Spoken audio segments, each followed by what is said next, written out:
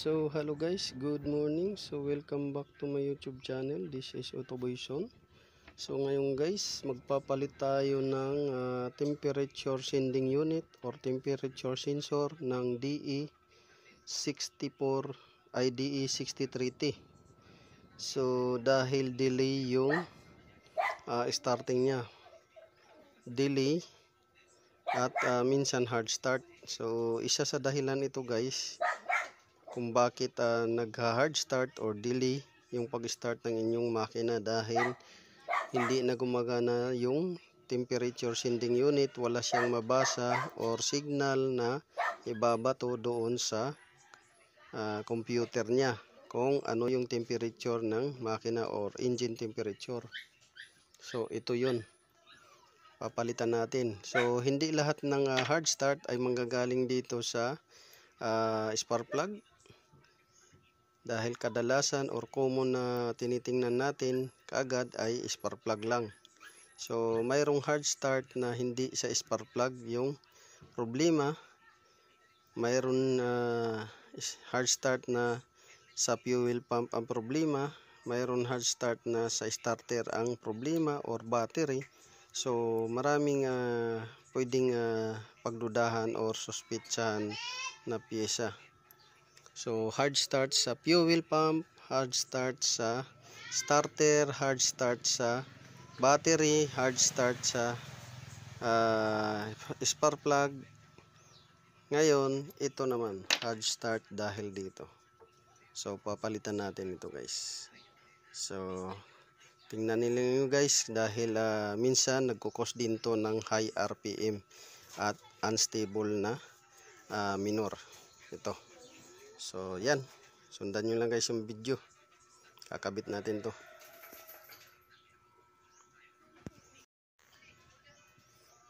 So ito guys, natanggal na natin.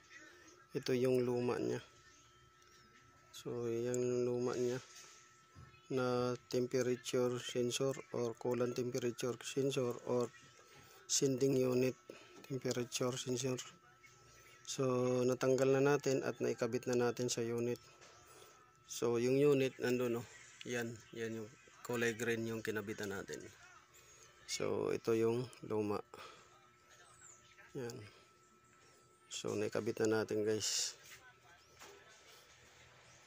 So ito yung isang dahilan kung bakit long cranking pagka umaga. Dahil hindi siya nagre-reading. Hindi na siya nagre-reading. So yan, pinalitan na lang natin ng bago.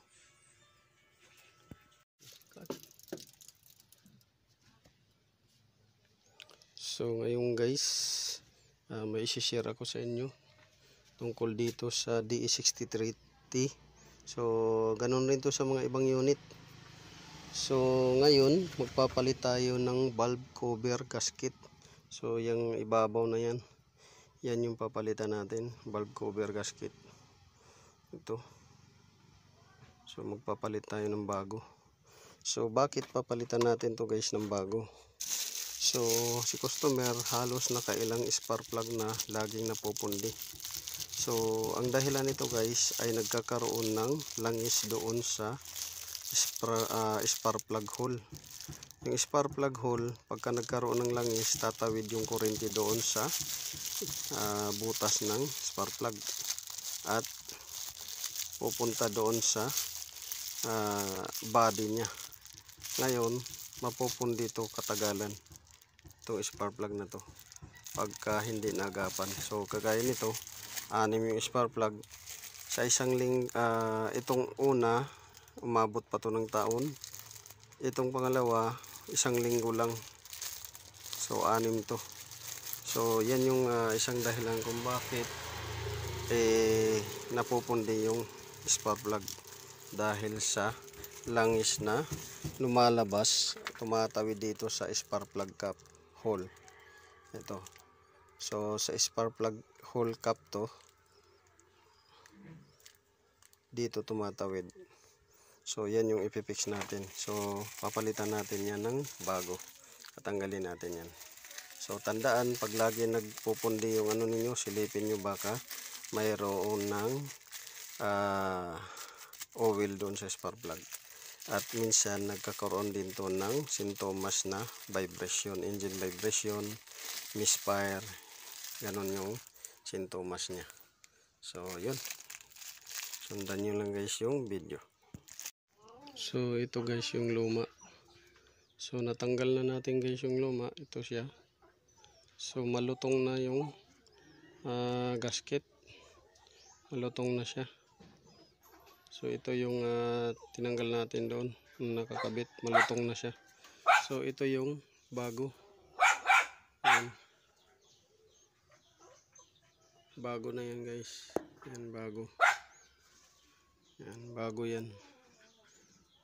Ito yung luma na tinanggal natin. So dito yan lumulusot. Dito pumapasok dito yung langis. Dito pagka malutong na to. So dito malutong na siya, ayan o, malutong na. Kaya pumapasok yung langis. So dito yan, tinanggal natin sa makina. Ito, ayan. Ayan, dyan yan nakakabit. So isang dahilan yan kung bakit ay lagi kayo napupundihan ng spark plug, dahil nababasa.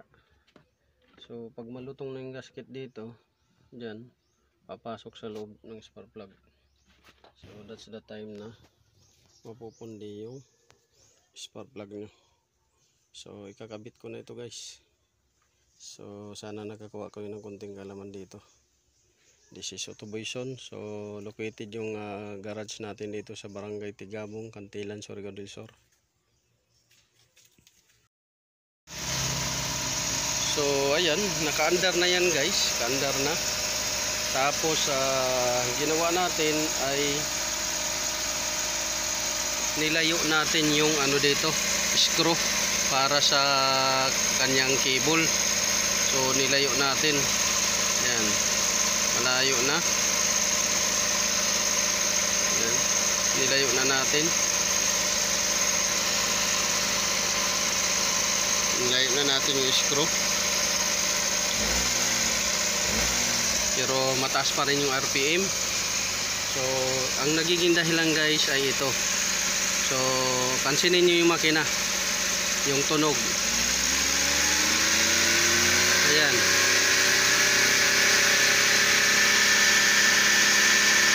So nag-wild yung makina guys. So nag-wild, diba? So pansinin niyo. Tapos bunutin ko. Ayan. Diba?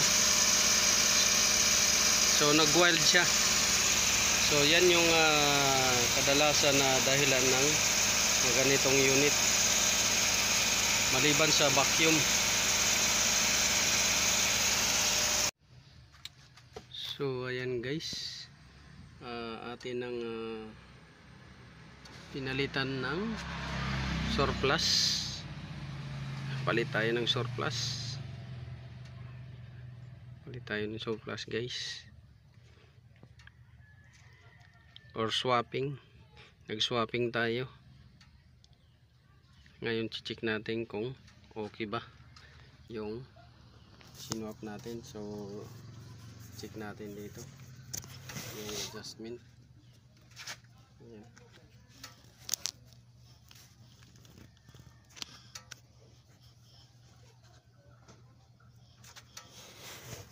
So check natin yung adjustment ng throttle dito para matansya natin kung okay ba yung adjustment niya diyon sa ilalim. Tapos ngayon paandaran natin kung magwa-wild pa ba siya, para ma-confirm lang natin na kung yun yung sira. So paandaran natin guys. So ignition on. Ayan. Tapos start.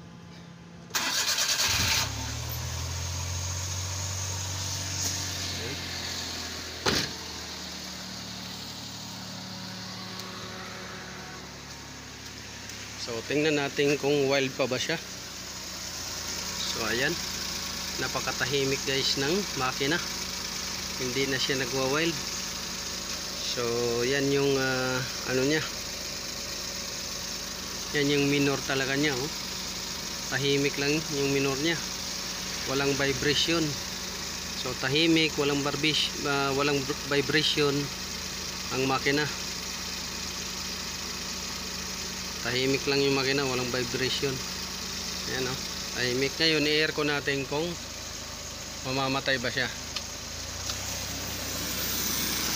Oh, wala, hindi namatay guys yung makina. Tumaas lang ng konti yung andar niya, pero ayan, oh, hindi pa rin nagwa-wild. So confirm na yan yung sira, TPS yung sira.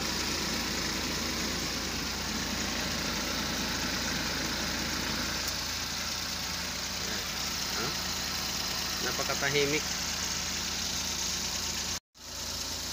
So problem solved na naman guys ito.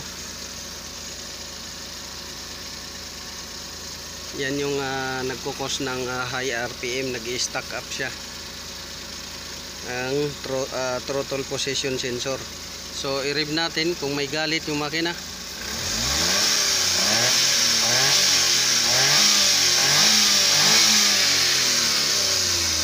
May galit naman yung makina. So road test natin to maya maya. So yun lang guys, thank you for watching. This is Autoboyson. Maraming salamat. God bless you all.